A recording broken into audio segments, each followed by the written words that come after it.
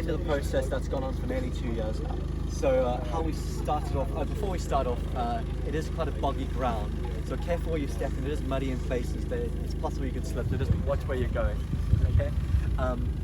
So how we know to develop here, well, to do archaeology here is based on the development by Taylor Wimpey. So they have to pay for all the archaeology that we've done. So before we start digging anything, what we do is a process of geophysical investigation.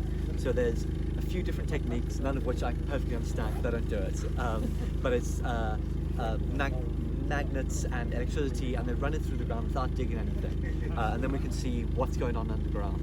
So they give us this image basically, which shows us what's here and what potentially is found. So I'm not sure how well you can see from there, but we have all these striations. These are just medieval ploughing. So when a ploughshare makes a furrow, it turns over the soil and makes these images here. These other black marks, these are ditches, these are field boundaries. So where we are now, we're standing up here now. Sorry, we're standing here now.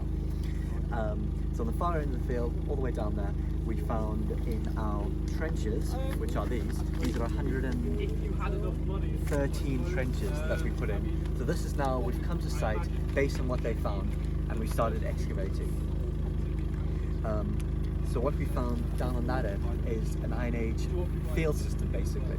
So what that is big ditches that they've dug to separate out different fields for farming, and then you've got a small enclosure that's for basically keeping your cattle overnight. So it's a big ditch to keep your cattle from wandering away or from animals coming and eating your cows. Then when we came up here, we started finding quite exciting things basically. This brown mark there was a ha-ha, which we'll talk a bit more about when we get down there.